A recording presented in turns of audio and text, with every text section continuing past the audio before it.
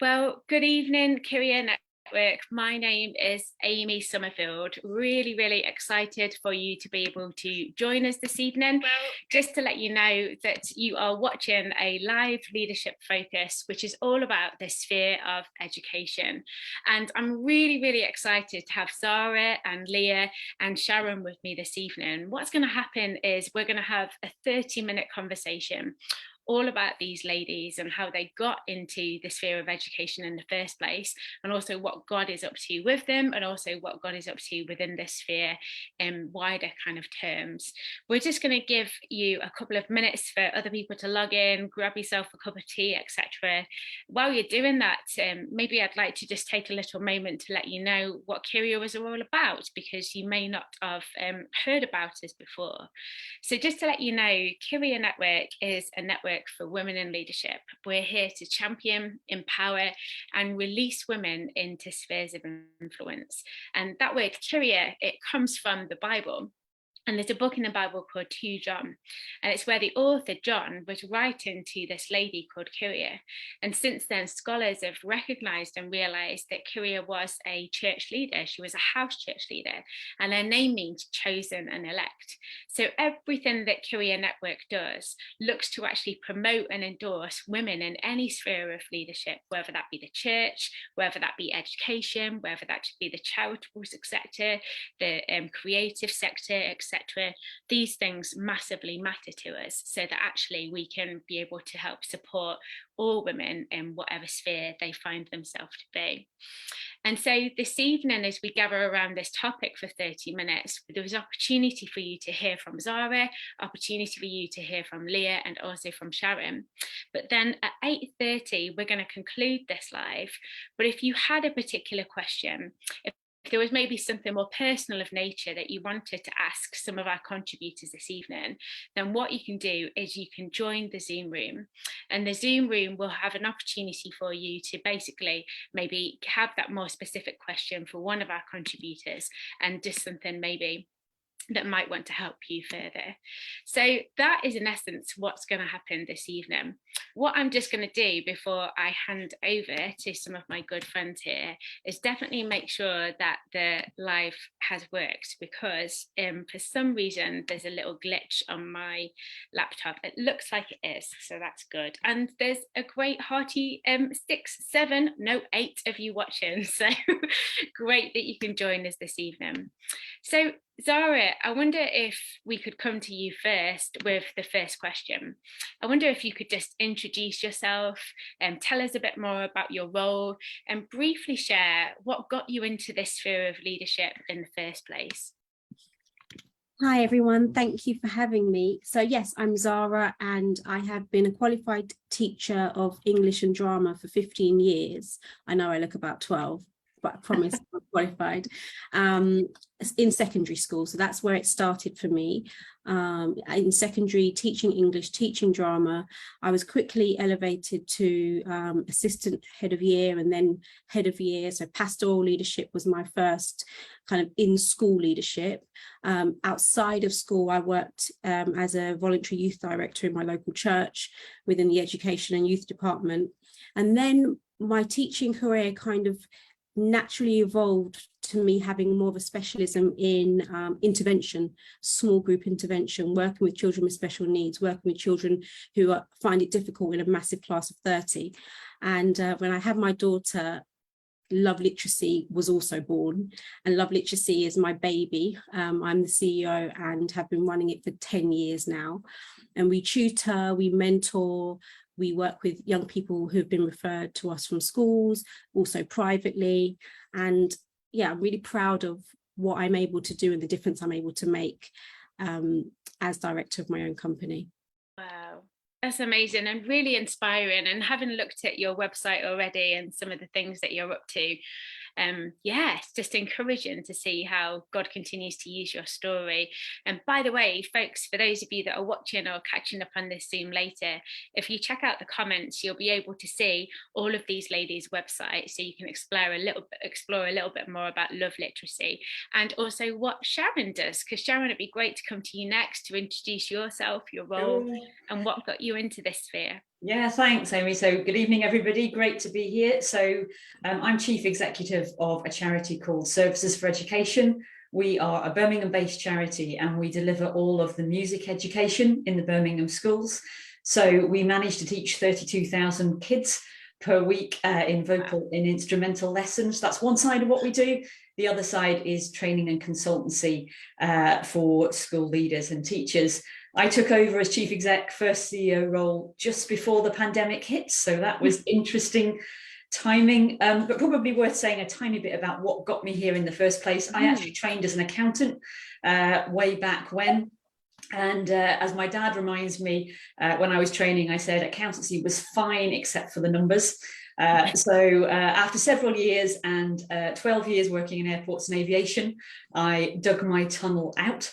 And I did 4 years at the University of Nottingham, and then I was a vice principal in a further education college, and then now in this charity. And I think one thing perhaps that's just interesting to mention is that I've been made redundant 3 times through my career, which I think matches some statistic about if you enter the job market at a certain point, by the mid-40s, you will have been made redundant 3 times. But what I would say is each time I've kind of, God has taken me to something different that I wouldn't have really thought about, but it's always been a progression in career and kind of deepening into this journey in the end into the education field, which has been quite interesting.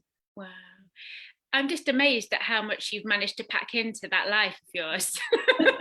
I was just thinking, oh my gosh, like that's a lot to get done. But yeah, and again, an incredible story of how God's been with you through all of those highs and lows, not just within Absolutely, this year, but other things that you've done throughout your leadership, etc.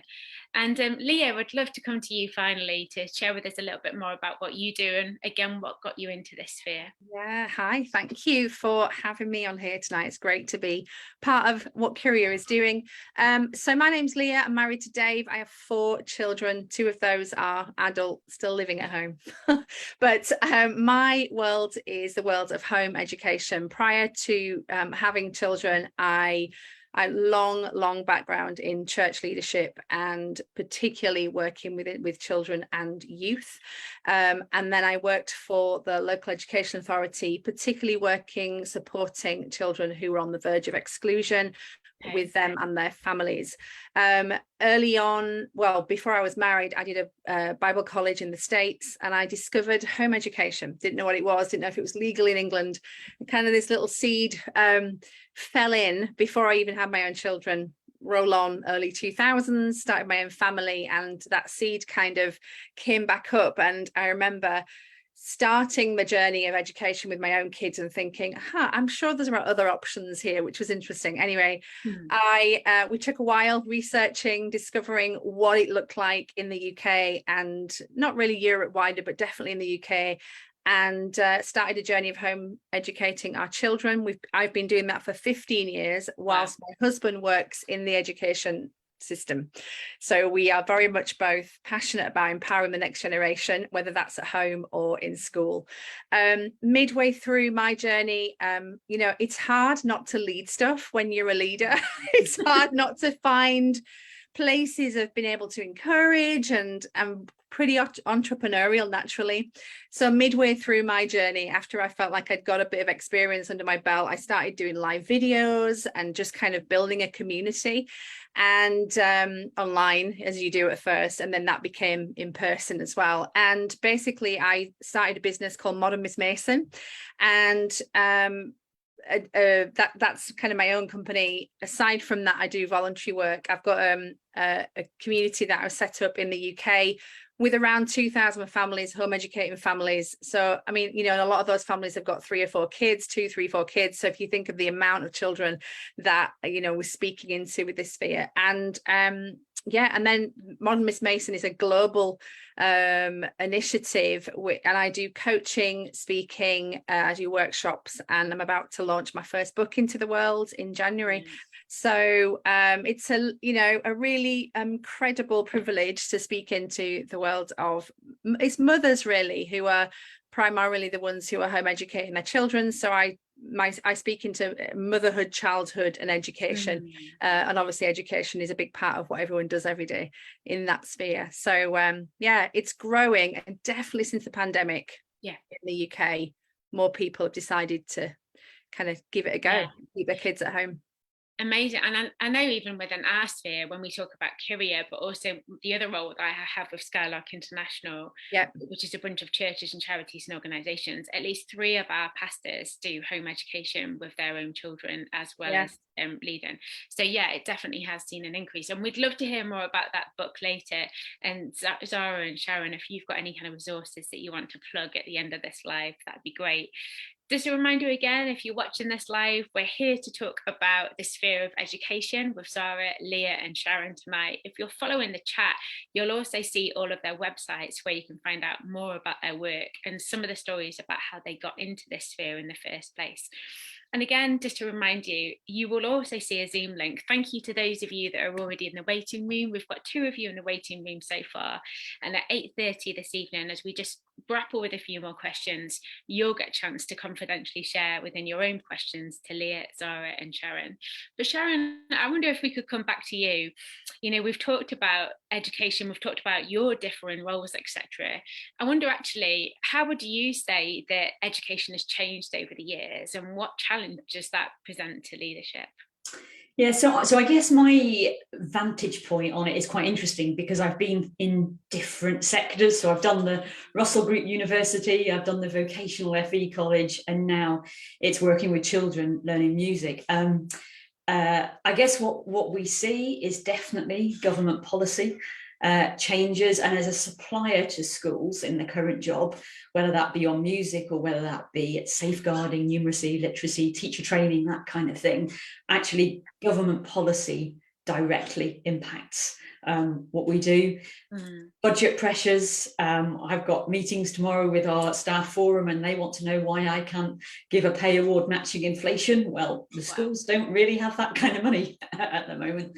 And of course, you know, we're a supplier to them. But I think one other theme that kind of is perhaps, or a couple of other themes that are more generic across the sectors and perhaps quite obvious, but seeing the impact on technology and how that has changed learning, how that has changed actually how young people interact with each other and with their teachers as well. And I think through the pandemic, that had its own challenges.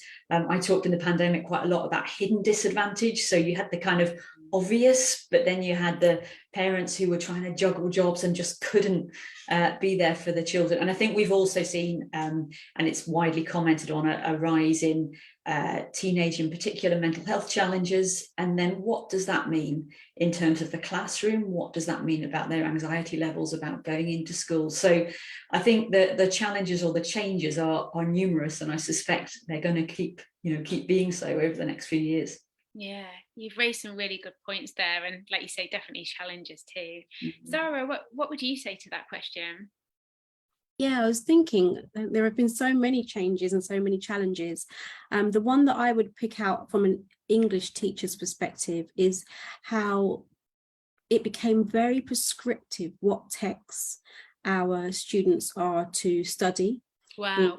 At GCSE, and that really poses a challenge for me because they became quite exclusive and excluded authors of African and Asian descent. Sure. And there was kind of a belittling of even American texts and this kind of sense of what we regard as a classic, and it being English authors. And I think that poses a huge problem because there is enough prejudice and there are enough challenges in this country for people that are not originally from Britain, and then for them not to see themselves in the texts that are studied just compounds some of the challenges. So I think as an English teacher, it's difficult because I want to make sure students are ready for their exams and they are feeling really confident and secure in those exams, but then I want to expose them to other texts that are rich and brilliant and will still teach them. So that's been something that I've I've had to grapple with. And I know, I think introducing text earlier on is an option, but it's just something that I thought, yeah, that's an issue. It really is.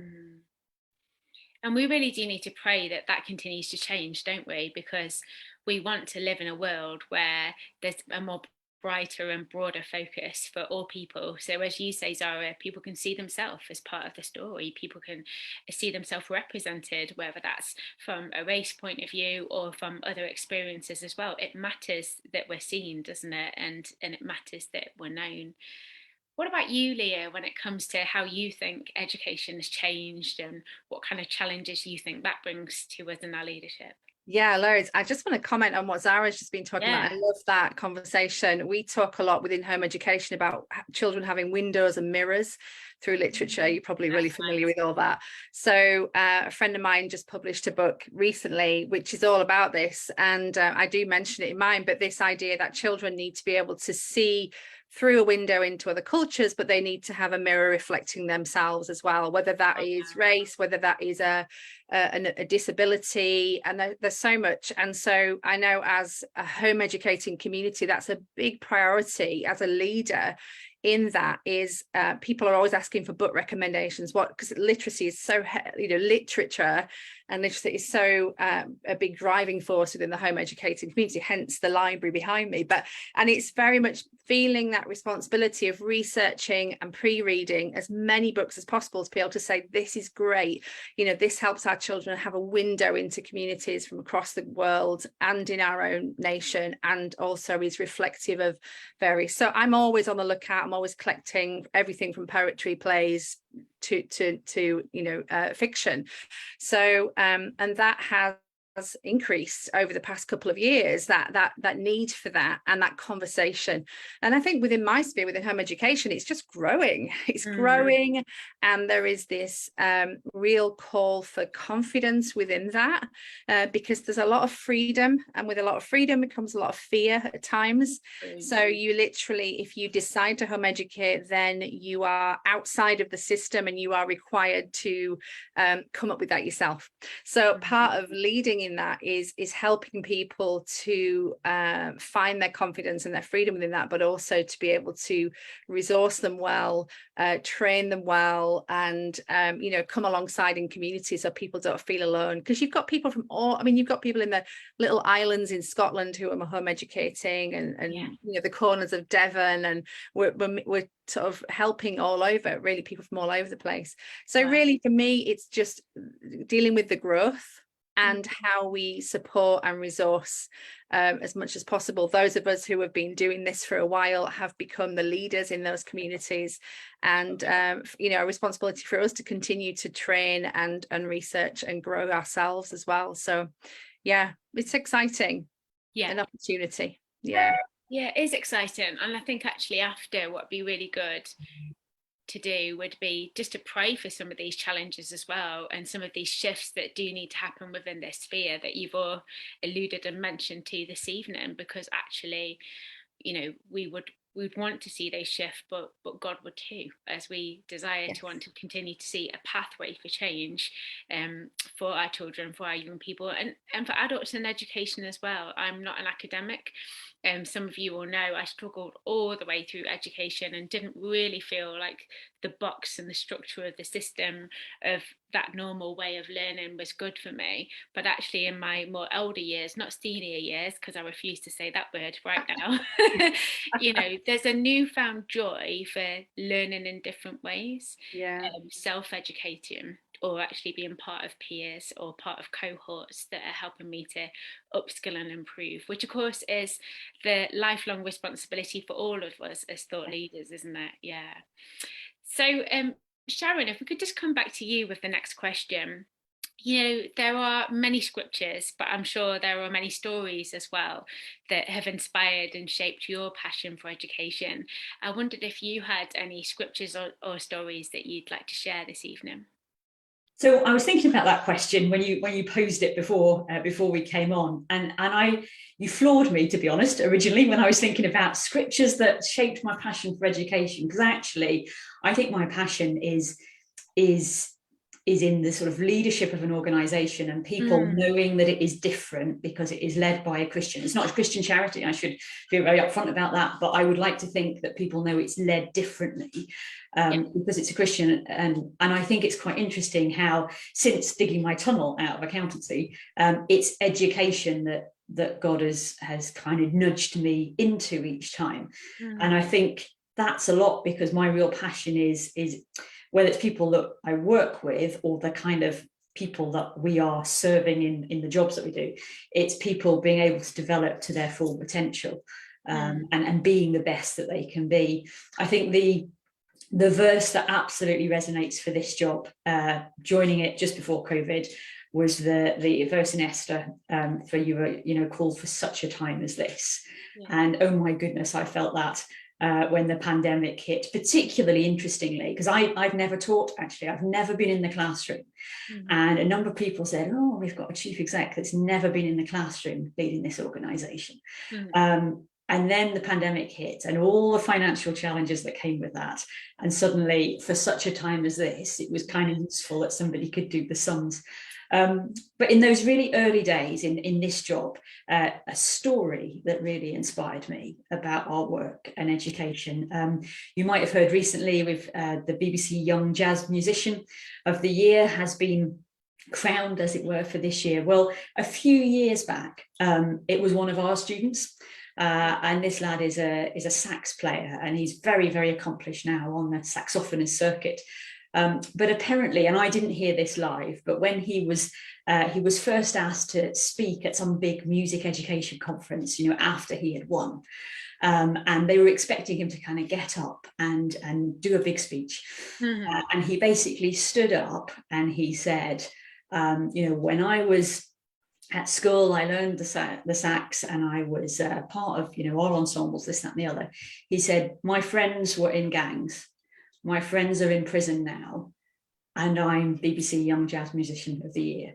Wow. And when I heard that story, that's one of many, but that's the difference learning can make. And actually somebody unlocking for them what their passion is. It might not be, English, maths, whatever. It might be music, it might be the arts, it might be engineering, who knows, but it can really make a difference. Yeah. I love that. That's so inspirational. And that key word that you said there about, it's the unlocking, isn't it? That's the beautiful thing that we all have within our spheres of influence. Once we see something unlocked in someone's heart or mind, gosh, doesn't that make all the difference? Zara, what about you? Stories or scriptures? Yeah, I go back to my brother. He is a 30-year-old activist, and we went to the same secondary school, and they thought, who is this kid? Because he's nothing like Zara. I was very well behaved, devastated if I forgot a piece of homework, and he was this very lively, very intelligent boy who aspired to be a solicitor. And very quickly he went off the rails. And I mean, from about year 8, taking bus journeys up and down, and we're searching for him in the night. But he was so intelligent, and yet the school couldn't contain him. They couldn't handle his level of wit and intelligence, and his life inspires the work that I do, because there are some children that are just not seen in the classroom. We just don't see them. They're either too average, they're just not seen. And what I get to do is see those children. And I know it won't sound crazy to you because you're believers, but I literally dream and wake up and say, now I know how I'm going to differentiate that lesson for that child, because I feel like God has gifted me to be able to do that, and to be able to take those really difficult children, or really autistic children, or children that are on the cusp, or even bright children, and then take them to the next level, whatever that next level is. And so for me, I think of Oprah, who said to the late Maya Angelou, this school in South Africa is going to be my legacy. And Maya Angelou reportedly said, no, you have no idea what your legacy will be. And it makes me think of the principle of sowing and reaping, that what we sow, we shall reap. And I am proud that my legacy is in every child that I spoke to, supported, every parent that I met with, every school that I went to intervene, every pack that I produced. And for me, that is my, I see my brother and I see potential that the school can unlock, as you said earlier. And Beautiful. I see that every child, for as long as they're with us, whether it's a month or 5 years, every child is a part of my legacy. You're nearly making me cry over here. Can I just say, Zara, I wish you were my school teacher like years ago. I think I would have got a lot more out of it. Oh, wonderful stuff. And Leah, what about you? Stories and scriptures that have inspired and shaped your passion? Yeah, I think as I've grown in the role and seen the whole world of education grow, a big part of what I do in my work is to invest in the mothers, in the educators themselves. It generally is mothers who I speak to. So my coaching, my one-on-one coaching, and I do workshops, I get to have face-to-face conversations with mothers who they'll often come with it, and they're not all Christians. It's not, again, Sure. I don't advertise it as a Christian organization, but people know I am. And so I get lots of different people who come and book a call, and we have this face-to-face conversation, and it'll start with one direction, you know, like I've got this agenda, I want to achieve this with said child, whatever. And actually what God often does in those times is open up those heart conversations when you're dealing with the root of stuff, and this beautiful moments of being able to minister. You know, not always. I mean, I had one recently who was somebody who wasn't a believer. Her daughter had started to get interested in Jesus, and her mother didn't really know what, you know, started to resource her as much as she could, and she just said to me, "Can you just take a minute and tell me about Jesus?" Wow. I was like, yeah, I can do that. I can do that for you. Let me do that. Which was a privilege, you know, and I had, you know, she gave me permission to do that in that setting. Wow. And I love the scriptures. I think as what I have done has been, I've taken some risks, and I'm leading something that is new. So it is very entrepreneurial, but I've not really got this pattern of how to do this. And I remember when I first started the book and signed a contract, and then I was like, God, where do I start? I mean, you've got a plan. You have to sort of submit a plan. But God gave me the scripture from Romans 4. I love Romans 4. And that whole essence of God saying, well, I take things that don't exist and I create them into something. So, you know, this whole calling things into existence. Wonderful. And I love that in leadership and in all these spheres, that we can do that powerfully, that we know we serve a God who calls things into existence. So if he's put these things on our hearts to do, and we know we're leading in these beautiful areas of family and children. And I also stand by that again, the scripture from Romans 4, where it talks about Abraham standing unwavering on the promises of God, knowing he will fulfill what he said he would fulfill. And I, you know, anything I step into, like I launched a conference this year, and I'm experiencing that. But again, I was doing the whole resourcing, pulling together, thinking, God, this feels like a massive risk, but I believe you said to do it. And I believe you said to invest in these people on this day. So I'm going to stand unwavering on that. Like, you will provide what you said and he did. Beautiful. And so that is, you know, I guess this Holy Spirit led leadership and entrepreneurship is saying, it's slowly processing stuff, but stepping out when you know it's right to step out. So that's been huge for me, especially this year. Yeah. Some beautiful moments there, and praise be to our faithful God that helps us through those step ups for sure. Yeah. Well, folks, we've just got time for one more question before this live concludes. For those of you that are watching, just to remind you one last time, and we see 3 of you in the waiting room already, just go into the chat bar and you'll see a Zoom link. You can join that Zoom link now. You'll just be popped in the waiting room until we finish this live in about 3 or 4 minutes time. And this is a confidential opportunity just for 15 minutes. You might have a question for what Leah or Zara's just shared or Sharon, etc. It's just a space for you to be able to share something more and get a little bit of wisdom. But what a great conversation we've shared this evening on this sphere of education. Just one more question, it'd be great to come to you first, Zara. And what would be your kind of parting encouragements and wisdom that you could offer to people that are leading in this sphere, or even actually considering joining this sphere? I would say lead with a servant's heart. And I think that's really important. I've been a leader, I am a leader, I've sat under leadership, and I think it's really important to have that servant's heart when leading. And I think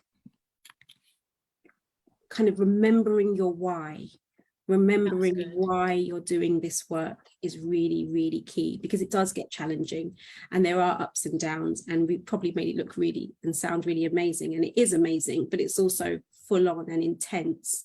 And if you remember your why, you get up and you go again day after day. As you said, just unwavering, knowing that God has placed you here for a purpose. And finally, I would just say cultivate. Just if what you sow you will reap, but the ground, the soil has to be good. So keep cultivating, keep training, upskilling, networking, developing yourself, and then developing your team, developing leaders, raising leaders, and cultivating each other. Love that. Remember your why. Sharon, what about you for those final words? Yeah, I think don't think you have to have the next several years mapped out. It really is about what is that next logical step in this arena, if that's what you're interested in. When I made the moves that I've made in education, I never kind of realised that the next role existed, if you see what I mean. And it reminds me when I worked at Nottingham in the career service, we used to say we were preparing students for jobs that didn't even exist yet. And I think there's an element of that. I think don't be afraid of some curveballs along the way. I probably thought I was going to stay in higher education, and then, as I say, between one was a bullying scenario, one was a redundancy scenario, it was very clear that I needed to move on, and that's opened up bigger, more interesting, and a step up to that phrase, opportunities.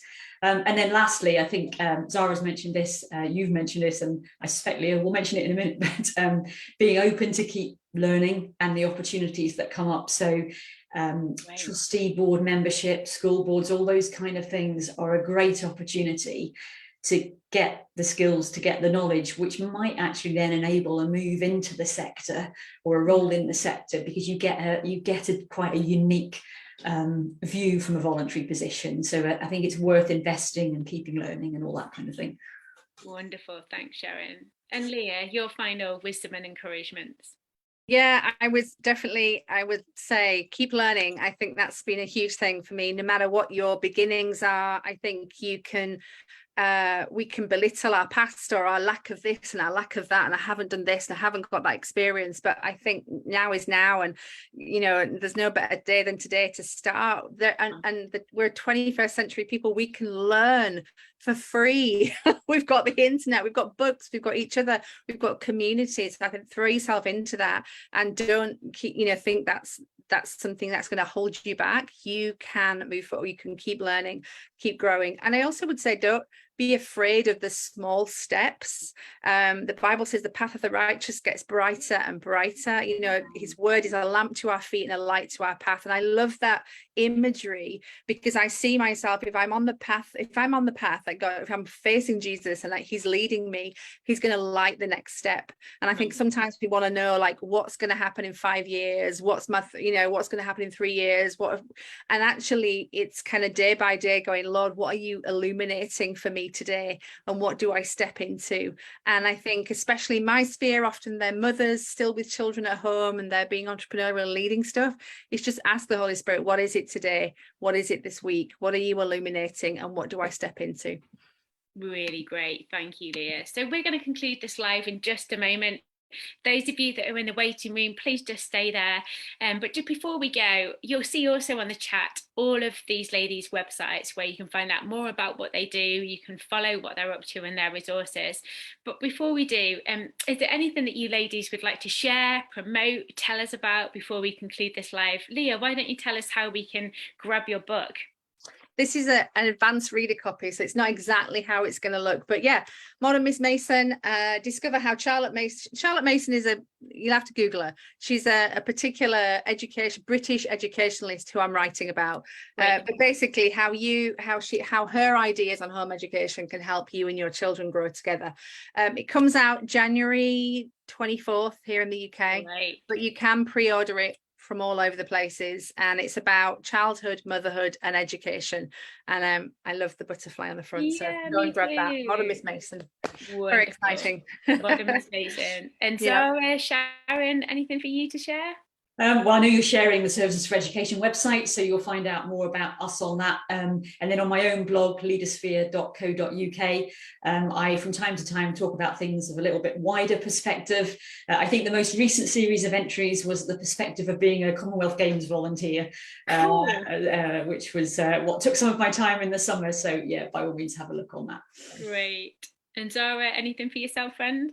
Yeah, I would just say if you want an intervention service for a short period or a longer period, you can check us out, love-literacy.com. I was looking for my journal. During the lockdown, God gave me an idea to create a children's journal. It's very open, very lightly structured, and it's just an opportunity for God to speak to our children. Actually, adults use it as well, and just to draw and be creative and just let the Lord speak rather than us kind of telling children what to think. And yeah, so it's on the website.